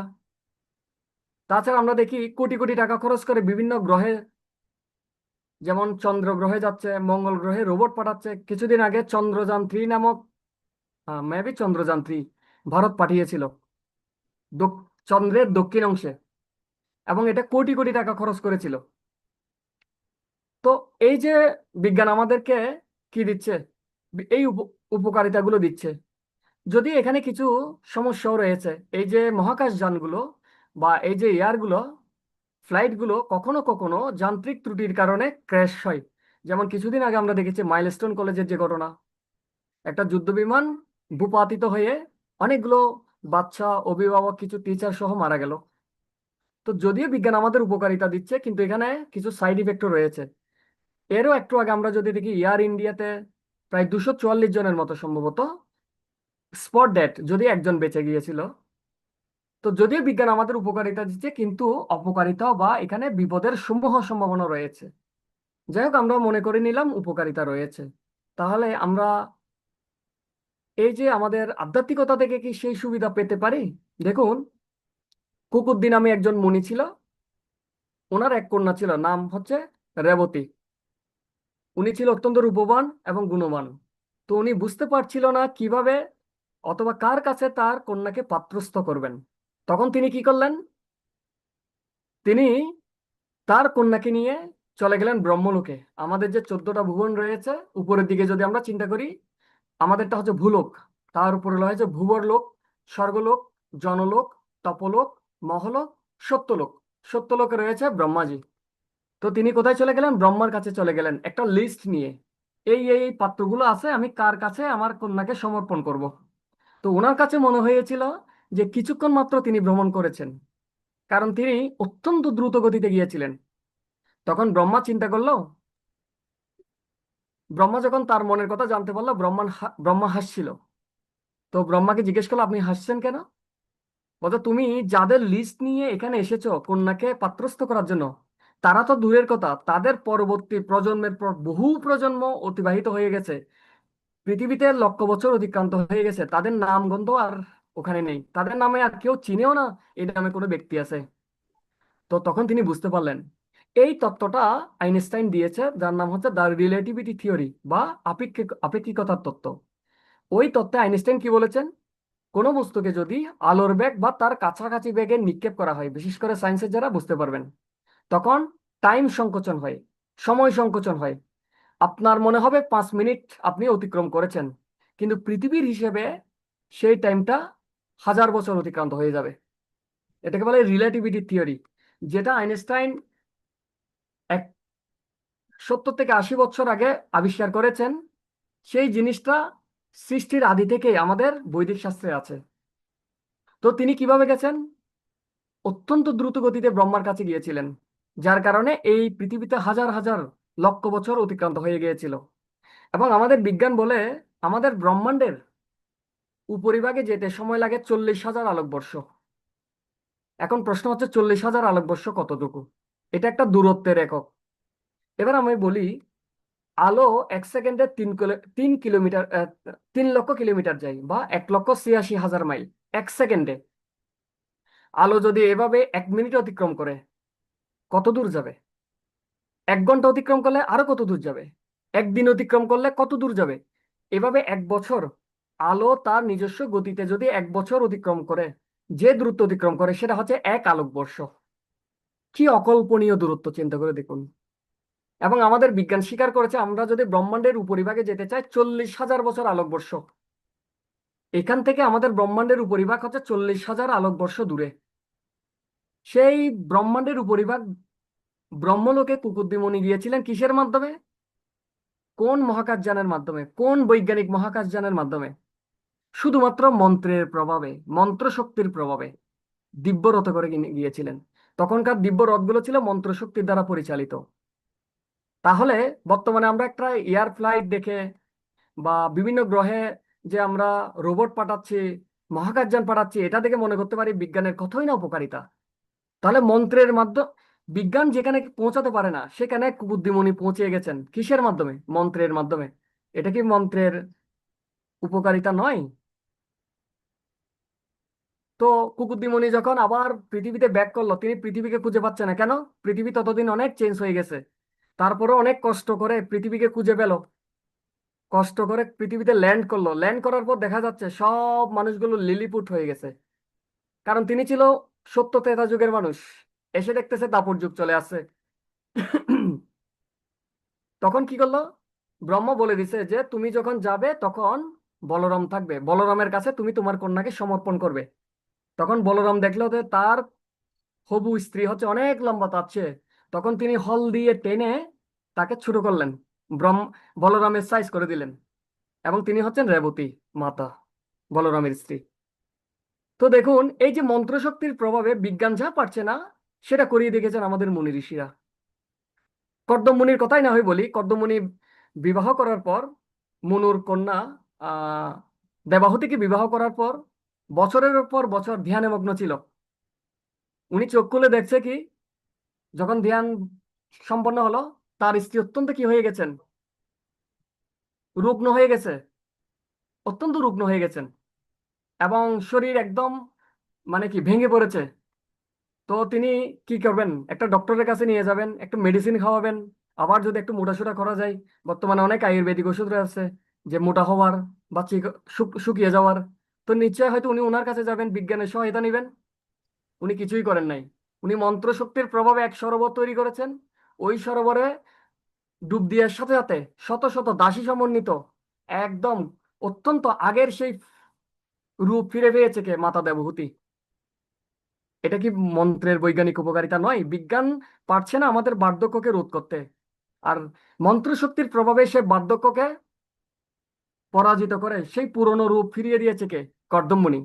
এবং তিনি এখন চিন্তা করলেন, না উনি বিবাহ করেছেন কিন্তু হানিমুনে যাওয়া হয় নাই। তখন তিনি কি করলেন? আমার তো হানিমুনে যাওয়া দরকার, অর্থাৎ স্ত্রীকে নিয়ে বিভিন্ন জায়গায় ভ্রমণ করা দরকার। তখন তিনি কি করলেন? এক দিব্য প্রাসাদ তৈরি করলেন শুধু মন্ত্র শক্তির প্রভাবে। এই প্রাসাদটা ব্রহ্মাণ্ডের বিভিন্ন জায়গায় ভ্রমণে সক্ষম। এমন নয় যে সূর্যের কাছাকাছি গেলে এই মহাকাশযানটা পুরে ধ্বংস হয়ে যাবে। এমন নয় যে সেই মহাকাশযানে আমি এই পরিমাণ ফুয়েল রেখেছি, জ্বালানি রেখেছি, জ্বালানি শেষ, হয় উড়ে যাবে না হয় পড়ে যাবে অথবা ধ্বংস হয়ে যাবে। অথবা এমন নয় যে এই দিব্য প্রাসাদটা কিছু সময় পর ক্র্যাশ করবে বা পড়ে যাবে। সেই দিব্য প্রাসাদে জীবন ধারণের সমস্ত প্রয়োজনীয় উপাদানগুলো ছিল এবং অনন্তকাল ধরে উড়ে যাওয়ার মতো সক্ষমতা ছিল। এবং সেটা কিসের মাধ্যমে হয়েছিল? শুধুমাত্র মন্ত্রশক্তির প্রভাবে। যেটা বিজ্ঞান দিচ্ছে সেটা বহু বছর আগে যারা মন্ত্রশক্তিতে সিদ্ধ ছিল তারা মন্ত্রের মাধ্যমে সেটা সম্পন্ন করেছিলেন। আর বর্তমানে আমরা দেখি স্বর্গে যাওয়ার জন্য আমাদের একটা উৎসাহ থাকে, বিশেষ করে যারা কৃষ্ণ ভাবনায় নেই তারা মনে করে সর্বোচ্চ মানে হচ্ছে স্বর্গ, বৈকুণ্ঠ সম্পর্কে কোনো আইডিয়াই নেই। তো বিশ্বমিত্র মুনি সম্পর্কে আমরা জানি, বিশ্বমিত্র মুনি তার শিষ্য ত্রিশঙ্কুকে শুধুমাত্র মন্ত্রশক্তির প্রভাবে সশরীরে স্বর্গে প্রেরণ করেছিল। এরপর আমরা দেখব জীবনদান। বিজ্ঞান অনেকভাবে চেষ্টা করছে কিভাবে মৃত ব্যক্তির জীবন ফিরিয়ে দেওয়া যায়, কিন্তু সেটা কোনোভাবেই সম্ভব হচ্ছে না এবং কখনো সম্ভব হবেও না। তো আমরা দেখি মহাপ্রভু যখন ছিল তার একজন ছিল শিষ্য ছিল, নাম সারঙ্গ ঠাকুর। সারঙ্গ ঠাকুর ছিল অত্যন্ত বিনয়ী, তিনি শিষ্য গ্রহণ করতেন না। তো সারঙ্গ ঠাকুরকে মহাপ্রভু প্রায় সময় বলতেন যে তুমি শিষ্য গ্রহণ করো। তো বারবার যখন মহাপ্রভু বলছেন তিনি চিন্তা করলেন, না, আমি মহাপ্রভু যেহেতু বলছে আমি এবার একটা শিষ্য গ্রহণ করব। কালকে ভোরে উঠে আমি যাকে প্রথম আমার সাথে দেখা হবে তাকে আমি শিষ্য হিসেবে গ্রহণ করব। তো তিনি ভোরে ঘুম থেকে উঠে গঙ্গায় স্নান করতে গেলেন। গঙ্গায় স্নান করতে গিয়ে দেখা যাচ্ছে অন্ধকার, কিছু দেখা যাচ্ছে না। হঠাৎ করে তার শরীরে একজন ব্যক্তির সাথে ধাক্কা খেল। তো উনি শপথ নিয়েছেন প্রথম যার সাথে সাক্ষাৎ হবে তাকে শিষ্য হিসেবে গ্রহণ করব। তখন তিনি কি করলেন, কানে কানে সেই ব্যক্তির সেই ব্যক্তিকে হরে কৃষ্ণ মহামন্ত্র দান করলেন, দীক্ষা দান করলেন। তো ভগবানের শুদ্ধ ভক্তের এতই শক্তি, অথচ ওই ব্যক্তিটা ছিল একটা মৃত লাশ। মৃত্যুর পর তাকে বাসিয়ে দেওয়া হয়েছিল। তো যখন বাসিয়ে দেওয়া হয়েছিল ওই ভোরে এসে সারঙ্গ ঠাকুরের সাথে শরীরে স্পর্শ হয়। সারঙ্গ ঠাকুর মনে করেছিল কোনো একটা হয়তো ব্যক্তি ওনার সাথে ধাক্কা লেগেছে। উনি কানে কানে মন্ত্র দিয়েছিল। গুরুদেবের শুদ্ধ ভক্তের মুখ থেকে নিঃসৃত যে হরে কৃষ্ণ মমতা এতই শক্তিশালী, তৎক্ষণাৎ তিনি জীবন ফিরে পেয়েছিল। তো বর্তমান কোনো বিজ্ঞান কি পারবে কোনো ব্যক্তির জীবন ফিরিয়ে দিতে? বিজ্ঞান যা পারছে না, মন্ত্রের শক্তি তা দিতে পারে।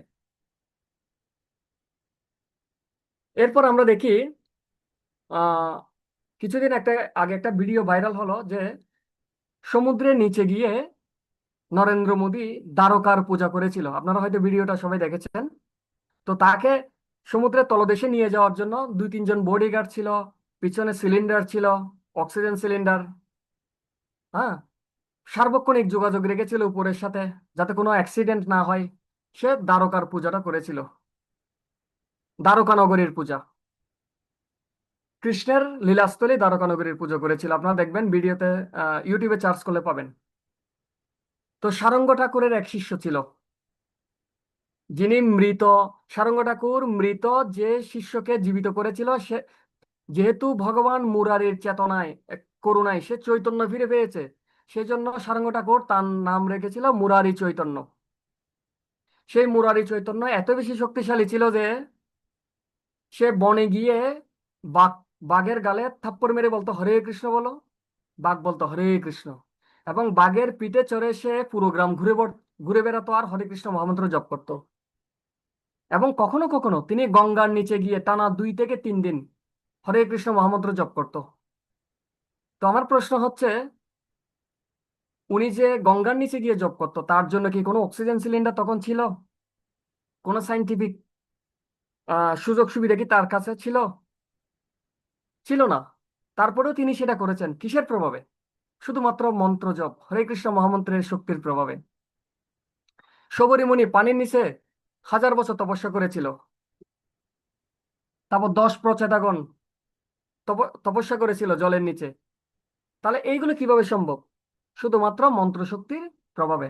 আমরা জানি অষ্টসিদ্ধি। আমি ক্লাসের প্রায় শেষের দিকে চলে আসছি, আমাদের টাইমও প্রায় শেষ। আমি হয়তো আর 4 থেকে 5 মিনিট সময় নিব। অষ্টসিদ্ধি মানে হচ্ছে কি? অনিমা, মহিমা, লঘিমা, প্রাপ্তি, প্রাকাম্য, কামবশায়িতা, ঈপ্সিতা, এ ধরনের 8টা সিদ্ধি রয়েছে। অর্থাৎ যারা মন্ত্র উচ্চারণের প্রভাবে সিদ্ধি লাভ করেছেন তাদের কাছে এই অষ্টসিদ্ধি চলে আসে।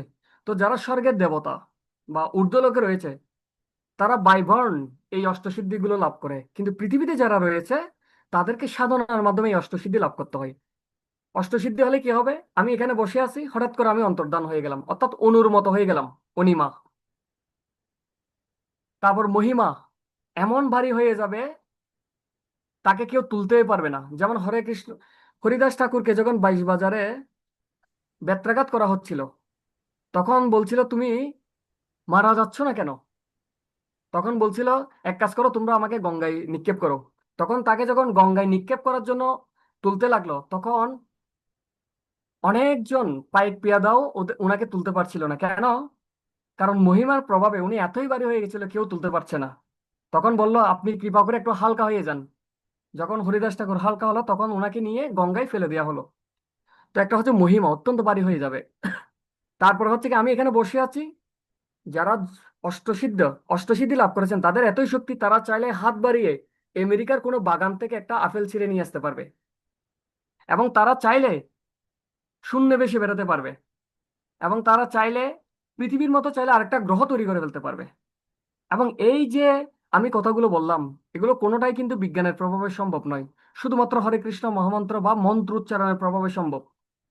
আমি আবার বলি, যদিও মন্ত্র উচ্চারণের উদ্দেশ্য অষ্টসিদ্ধি নয়, যোগসিদ্ধি নয়, এগুলোর উদ্দেশ্য হচ্ছে ভগবানের সন্তুষ্টি বিধান, কিন্তু তারপরেও যেহেতু আমাদের মন চায় যে এর বৈজ্ঞানিক উপকারিতা কি কি থাকতে পারে, সেজন্য জাস্ট এই জিনিসগুলো বলা।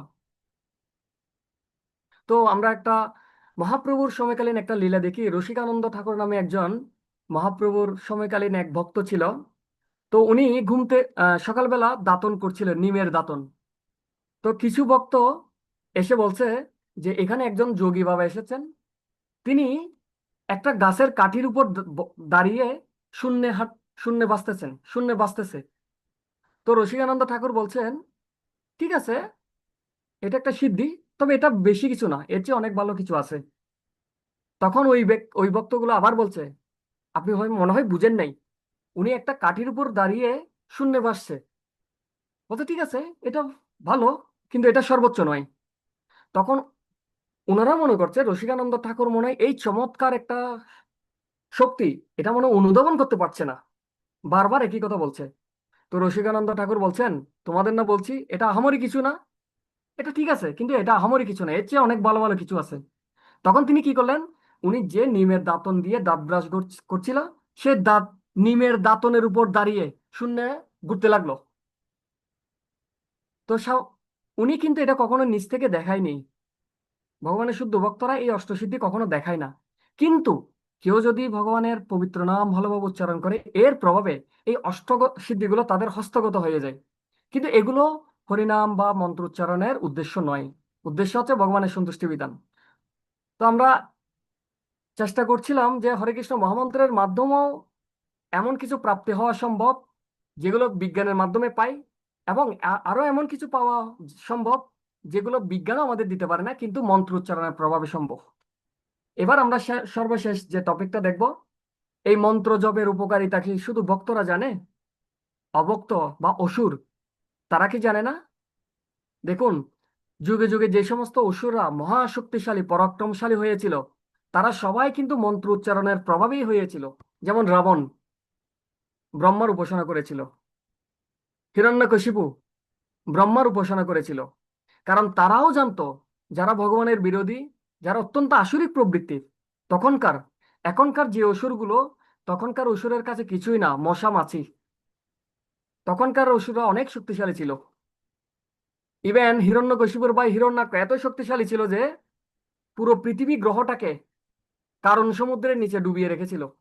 তাহলে কি পরিমাণ শক্তিশালী ছিল এবার চিন্তা করে দেখুন। বর্তমান কোনো অসুর কি পারবে? পৃথিবীতে দূরের কথা, একটা বিল্ডিং কে সমুদ্রের নিচে ডুবাই রাখতে। তাহলে এই বড় বড় অসুররাও জানতো তাদের এই শক্তির একমাত্র উৎস হচ্ছে মন্ত্র উচ্চারণ, এবং তারা মন্ত্র উচ্চারণ সাধনার মাধ্যমে কিন্তু এই শক্তিটা লাভ করে আসুরিক প্রবৃত্তি জড়িয়ে গিয়েছিল। তো সুতরাং শুধুমাত্র ভক্তরাই না, অভক্তরাও জানতো যে জপের অত্যন্ত শক্তিশালী একটা প্রভাব রয়েছে। আর এই যে হরিনাম বলা হচ্ছে, শতকোটি শ্লোক সমন্বিত বৈদিক সংস্কৃতিতে সমস্ত মন্ত্রকে যদি এক পাশে রাখা হয়, হরিনামকে যদি অন্য পাশে রাখা হয়, তারপরেও হরিনাম কি হবে? অত্যন্ত শক্তিশালী হবে। এরপর আমি আর দুইটা শুধু উদাহরণ দিব। বর্তমান বিজ্ঞান কি করছে? অনেক শক্তিশালী উদ্ভাবনী অস্ত্র উদ্ভাবন করছে, যেমন অ্যান্টিব্যালিস অ্যান্টিব্যালিস্টিক মিসাইল, এক মহাদেশ থেকে অন্য মহাদেশে গিয়ে আঘাত হানতে সক্ষম।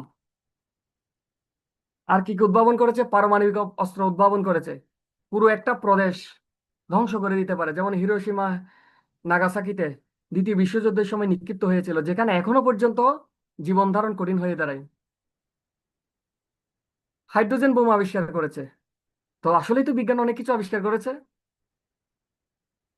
কিন্তু আমরা দেখি 5,000 বছর আগে যখন এই ধরনের তথাকথিত বিজ্ঞান ছিল না, কুরুক্ষেত্রের যুদ্ধে অশ্বত্থামা কি করেছিল? ব্রহ্মাস্ত্র নিক্ষেপ করেছিল, এবং সেই ব্রহ্মাস্ত্র প্রতিহত করার জন্য কি করেছিল?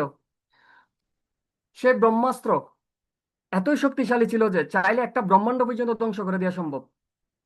এবং সবচেয়ে অবাক বিষয় হচ্ছে, আমরা যদি কোনো একটা নির্দিষ্ট জোনে যদি কোনো একটা পারমাণবিক অস্ত্র নিক্ষেপ করি, সেই অস্ত্রটা যদি একবার নিক্ষিপ্ত হয়ে যায়, সেটাকে আর কখনো ফিরিয়ে আনা সম্ভব নয়।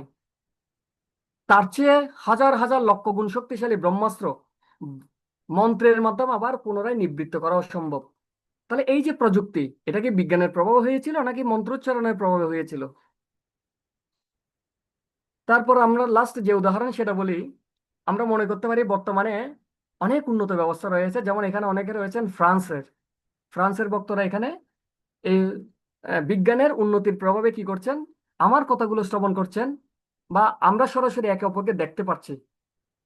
অবশ্যই আমি স্বীকার করি এটা বিজ্ঞানের উপকারিতা, কিন্তু আমরা একটা আমাদের জগন্নাথ দাস বাবাজী মহারাজের জীবনী থেকে যদি আমরা দেখি, তিনি কি করেছিলেন? একবার তার কাছে কিছু ব্যক্তি তার দর্শনের জন্য এসেছিলেন। তখন ইনি কি করলেন? একটা ছাগল যেভাবে তাড়ায় সেভাবে শব্দ করে মাটিতে একটা লাঠি দিয়ে আঘাত করছিল। তখন ওই ব্যক্তিরা বলছিল, আরে আপনি আমাদেরকে এভাবে অপমানিত করলেন। বলছে, আরে কি, আমি কি তোমাদের অপমানিত করেছি? আরে বৃন্দাবনে একটা ছাগল তুলসী বৃক্ষ খেয়ে ফেলছিল, আমি সেই বৃন্দাবনের ছাগলটাকে তাড়াচ্ছিলাম। তখন ছিল, আরে বাবা, আপনি আছেন নদিয়ায়, সে বৃন্দাবনের কিভাবে আপনি ছাগল তাড়াচ্ছেন? বলছে, হ্যাঁ দেখো তুমি গিয়ে, ওখানে একটা ছাগল একটা তুলসী বৃক্ষ প্রায় খেয়ে ফেলেছে ওই মন্দিরের সামনে, আমি সেটাকে তাড়াচ্ছিলাম। তখন তারা তাৎক্ষণিকভাবে ওখানে কি করলো, টেলিগ্রাম করলো যে আসলে এই ধরনের কোনো ঘটনা ঘটেছিল কিনা। ওখান থেকে রিপিট আসলে, হ্যাঁ এই সময় এতটা এতটা মিনিটে একটা ছাগল এই তুলসী বৃক্ষটা খেয়ে ফেলছিল, এবং সে আবার পালিয়ে যায়। এবং এই সত্যটা প্রতিপাদিত হয়েছিল যে আসলে তিনি নদিয়ায় থেকে বৃন্দাবনের একটা ছাগলকে তাড়িয়ে দিয়েছিল, যেটা একটা তুলসী বৃক্ষকে খেয়ে ফেলছিল বা নষ্ট করে দিচ্ছিল। তো তিনি কি কোন বৈজ্ঞানিক গবেষণার ফলের মাধ্যমে এই কাজটা করেছিলেন? তিনি ছিলেন একজন মন্ত্রসিদ্ধ, হরিনামে নিমগ্ন একজন শুদ্ধ আত্মা। তো এই হচ্ছে আমাদের বৈজ্ঞানিক উপকারিতা হরে কৃষ্ণ মহামন্ত্রের। তো আমরা যদিও বলি, আসলে আমাদের আবার রিপিট যদি করি, হরে কৃষ্ণ মহামন্ত্র উচ্চারণের উদ্দেশ্য এই নয় যে নিজের কিছু শক্তি, নিজের নিজের কিছু পাণ্ডিত্য, নিজের কিছু অর্জন বা যোগসিদ্ধি দেখানো, এটা কখনোই উদ্দেশ্য নয়। কিন্তু এগুলো অটোমেটিক যারা শুদ্ধ ভক্ত তাদের কাছে চলে আসে। অর্থাৎ হরে কৃষ্ণ মহামন্ত্রের মাধ্যমে আধ্যাত্মিক উপকারিতা নয়, তথাকথিত বিজ্ঞান যে উপকারগুলো আমাদের দিয়ে থাকে, সেটা মন্ত্র উচ্চারণের প্রভাবও লাভ করা সম্ভব। তো আমার আজকের যে স্লাইড সেটা মোটামুটি এখানেই সমাপ্তি। ধন্যবাদ আপনাদের সবাইকে উপস্থিত থাকার জন্য। আজ আমি চেষ্টা করব যেগুলো আমি বলেছি সেগুলো আমি যাতে নিজের ব্যক্তিগত জীবনে প্রয়োগ করতে পারি, এবং আপনারা কৃপাপূর্বক আশীর্বাদ করুন আমিও যাতে হরে কৃষ্ণ মহামন্ত্রের প্রতি শ্রদ্ধাবান এবং আন্তরিক হতে পারি, কারণ এটার মাধ্যমে আমাদের ভক্তি জীবনের 99% সফলতা অর্জিত হয়। হরে কৃষ্ণ। ধন্যবাদ সবাইকে। হরে কৃষ্ণ।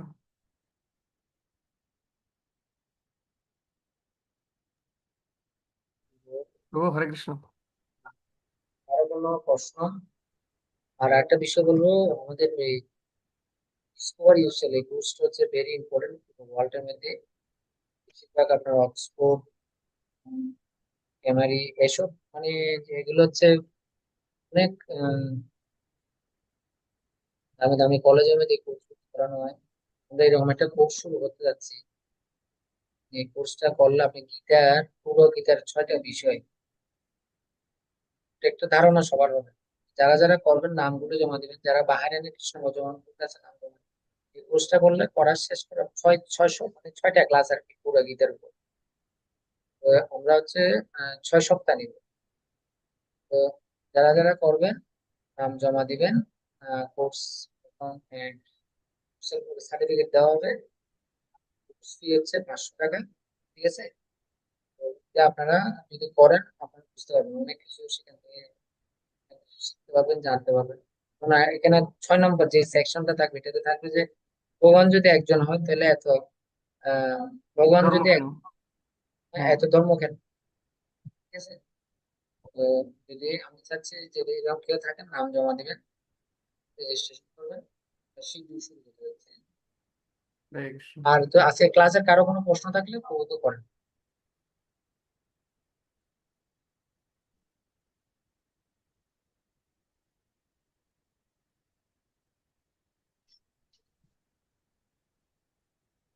লাইট অফ করে দিতে পারো লাগলো। তাহলে বলেন। হরে কৃষ্ণ, দণ্ডপত প্রণাম প্রভু আপনার শ্রীচরণে। প্রভু এখানে অষ্টসিদ্ধির প্রাক্রম্য যে সিদ্ধিটা রয়েছেন, এটা শ্রীমদ্ ভাগবতমে 11, 15, 4, 5 এটা শ্লোকের মাধ্যমে উক্তি হয়েছে। সেখানে একটা অর্থ বলেছে, এটা আমি আপনার থেকে জানার জন্য। প্রাক্রম্য সিদ্ধির মাধ্যমে মানুষ এই জড় জগৎ হোক বা পরকালে যে কোনো উপভোগ্য বস্তু অভিজ্ঞতা লাভ করেন। প্রভু এই বিষয়টা একটু বলবেন। অর্থাৎ আমি আমি বুঝাইতে চাইছি এটা যে উনি তো এই জন্মে রয়েছেন এবং কি এই সিদ্ধির প্রভাবে কি তিনি পরবর্তী অন্য কোনো প্ল্যানেটে বা অন্য কোনো স্থানে তিনি কি এই সিদ্ধিটা প্রয়োগ করতে পারেন, বা আগের আহ জন্মে বা আগের জন্মের বা পরবর্তী জন্মে বা অতীত জন্মের। লাইনটা কি একটু পড়বেন প্রভু শ্রীমদ্ ভাগবতম থেকে? আগে সিদ্ধির মাধ্যমে মানুষ এই জগতে হোক বা পরকালে, পরকালে এখানে আমার ইংলিশ থেকে বাংলা ট্রান্সলেট করছি তো হুম এখানে বরাবর আসে নাই, পরকালে যে কোনো উপভোগ্য বস্তু অভিজ্ঞতা লাভ করে। তো এই যে পরকাল জিনিসটা বলেছেন, এটা কি নেক্সট নেক্সট হ্যাঁ, লাইফ, অর্থাৎ নেক্সট ডেথ লাইফের আফটার লাইফ? আফটার লাইফ, এবং সেটা প্রভু বলছেন যে অভিজ্ঞতা লাভ করতে পারেন। আগে অভিজ্ঞতা লাভ করতে পারেন। আগে অভিজ্ঞতা লাভ করা আর উপভোগ করার মধ্যে আসলে একটু পার্থক্য রয়েছে না? রয়েছে, হ্যাঁ হ্যাঁ। সেটা আমি আগে তো আসলে আমারও যেটা মনে হচ্ছে, আমি এটা থেকে আর যতটুকু বুঝতে পারলাম মনে হচ্ছে অভিজ্ঞতা লাভ করতে পারে। আগে অর্থাৎ আগে এটা, ভবিষ্যতের যে হ্যাঁ উপভোগ্য বিষয় সম্পর্কে একটা অভিজ্ঞতা লাভ করতে পারে, কিন্তু উপভোগ করে কিন্তু সেটা আসলে ডিরেক্টলি বলা হয় নাই। প্রবাদ কিন্তু আগে সেটা এই লাইনে উল্লেখ করে নাই। আগে ঠিক আছে প্রভু? আগে মানে এই শব্দে এটা মিন করে নাই। হ্যাঁ হ্যাঁ, অভিজ্ঞতা লাভ আগে করতে পারে, হ্যাঁ আগে সেটাই। আরেকটা প্রভু, আপনি বলেছেন রবতী রমন যে বিবাহের কাহিনী, তিনি হুম ব্রহ্মলোকে গিয়েছেন হুম সন্মাত্র, হুম। সেটা খুব অল্প সময়ের মাধ্যমে। তো সেটাতে ওনার বাবার নাম কন্দর্মুনি, কদম্বুনি। কুকুদ্দিমণি, হ্যাঁ, কুকুদ্দিমণি, আগে থ্যাংক ইউ। কুকুদ্দিমণি। আগে থ্যাংক ইউ প্রভু, ধন্যবাদ প্রভু, হরে কৃষ্ণ। এটা জানার ছিল। আপনাকে অসংখ্য ধন্যবাদ। ধন্যবাদ প্রভু।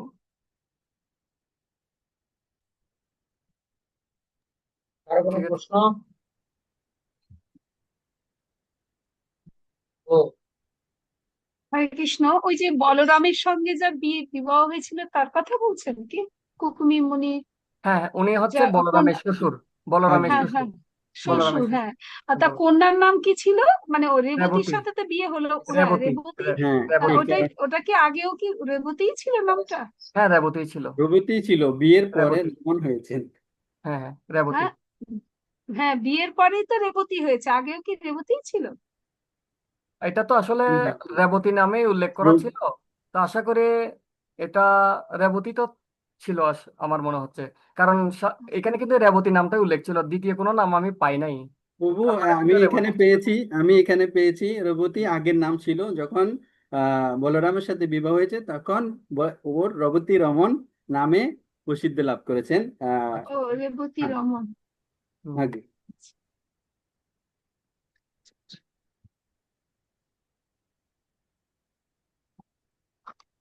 ঠিক আছে প্রভু, তাহলে হ্যাঁ, সুরেশের প্রভু, আমরা মনে হয় এখানে হয়তো রাখতে পারি। হ্যাঁ হরে প্রভু, কৃষ্ণ ওকে। প্রভু। তাহলে আমরা নেক্সট ক্লাসে আমরা তাহলে তোমরা যারা যারা কোর্সটা করতেছো, খুব বিউটিফুল একটা কোর্স। আর আর প্রভু আরেকটা কথা, ওই যে কৃষ্ণ ভবনামৃত কথাটার মানে বলছিলেন যে কৃষ্ণের দাসানুদাস হয়ে কৃষ্ণের সেবা করা, এটা বলছিলেন। কৃষ্ণ ভাবনামৃত মানে হচ্ছে আসলে আমাদের এই যে বর্তমান ভাবনা, সেটা হচ্ছে জড়জাগতিক ভাবনা। তো সেটা প্রতিটা ক্ষেত্রে আমাদের ভাবনা গেলে হচ্ছে জাগতিক ভাবনা। তো এই জাগতিক ভাবনায় প্রতিটা ক্ষেত্রে কৃষ্ণকে যুক্ত করা, এটাই হচ্ছে মূলত কৃষ্ণ ভাবনা। মানে আমাদের কথাবার্তা, চিন্তা, চেতনা, কার্যক্রম সবকিছুর মধ্য দিয়ে যদি আমরা কৃষ্ণকে যুক্ত করতে পারি, সেটাই হচ্ছে কৃষ্ণ ভাবনা। ভাবনা মানে হচ্ছে কিছু নিয়ে ভাবা। তো আমাদের তো না খেয়ে থাকতে পারি না, না ঘুমিয়ে থাকতে পারি না, কাজ না করে থাকতে পারি না। তো সবকিছুতে যদি আমরা কৃষ্ণকে যুক্ত করতে পারি, সেটা হচ্ছে কৃষ্ণ ভাবনা।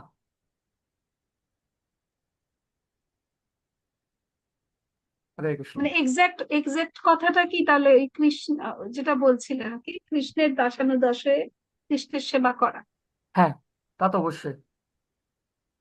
বৈষ্ণব দাসানুদাস হয়ে ভগবানের সেবা করাটাই হচ্ছে আমাদের জীবনের চরম উদ্দেশ্য। আসলে ক্লাসটার মধ্যে অনেক কিছু ছিল, আমরা যতটুকু সম্ভব নোট করতে পেরেছি। আচ্ছা। অনেকগুলো মিস হয়ে গেছে, অনেক অনেক, মানে পুরোর ব্যাপারটাই তো অনেক বেশি, মানে আসলে প্রাচুর্য অনেকটা আছে। অনেকটা বিষয়, কিছু জিনিস সাইন্টিফিক ছিল, তো যার কারণে হয়তো আহ মনে রাখাটা অনেকটা সম্ভব হয় না। তারপর হচ্ছে কথার সাথে সাথে নোট করাটাও সম্ভব হয় না। তো ঠিক আছে, তারপরও যদি কোনো বিষয় ইম্পর্টেন্ট মনে হয়, পরবর্তীতে চাইলে রেকর্ডটা শুনে আবার সেকেন্ড টাইম রিপিট। যেমন রাধেশ্যাম প্রভুর যে লেকচারগুলো আমরা একবারে কিন্তু শেষ করতে পারি না, উনি এত বেশি ফিলোসফি দেন, আমাদেরকে দুইবারও শুনতে হয়। এবং শুনে পজ করে নোট করতে হয়, আবার চালাতে হয়, পজ করে শুনে আবার নোট করতে হয়। প্রভু এত বেশি ফিলোসফি দেন। তো এই স্লাইডটা হচ্ছে মূলত রাধেশ্যাম প্রভুর তৈরি করা। এবং যদিও শেষের দিকে যে অংশটা ছিল সেটা হচ্ছে বাড়তি কিছু অংশ যোগ করা হয়েছে, কিন্তু মেইন স্লাইডটা হচ্ছে রাধেশ্যাম প্রভুর। আচ্ছা প্রভু, আরেকটা বলছিলেন আপনি, out of sight out of mind, যেটা বলছিলেন হুম। যে আমরা আমরা হলাম আত্মা, আমরা হচ্ছে এই যে কেশাগ্রের 10,000 ভাগের 1 ভাগ মাত্র। একবার হ্যাঁ, তা সেটা দিয়ে কে ওই যে কি আউট বোঝানো অফ হয়েছেন? সাইট আউট অফ, হ্যাঁ হ্যাঁ, হ্যাঁ, আউট কি অফ বোঝানো সাইট হয়েছে? আউট, হ্যাঁ, হ্যাঁ, হ্যাঁ এটা হ্যাঁ হ্যাঁ, ওইটা এটা আমি ওইটা। বলেছিলাম কখন?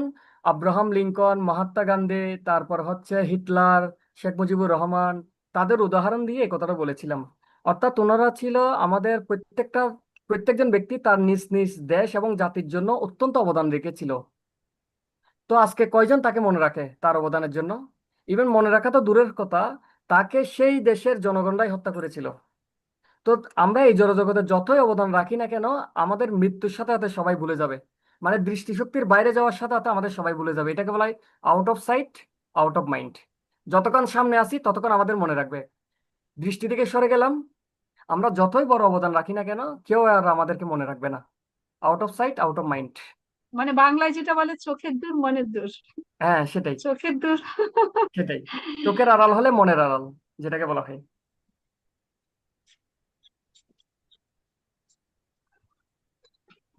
ওকে, হরে কৃষ্ণ। হরে কৃষ্ণ। হরে কৃষ্ণ। তাহলে আপনারা আপনাদের নামগুলো এবং নাম জমা দিবেন, তাহলে আমাদের সুবিধা হবে। প্রভু, আমি কথা বলছি, অনেক স্টুডেন্ট হচ্ছে, আচ্ছা আমরা সেভাবে একটা ব্যবস্থা করবো। আচ্ছা আচ্ছা, ঠিক আছে আপনাকে প্রভু। অসংখ্য ধন্যবাদ। যা ধন্যবাদ। করবো জয় বচ্চন দান করেন। জয় গুরু শিল প্রভুপাদ কি জয়। জয়। হরে কৃষ্ণ।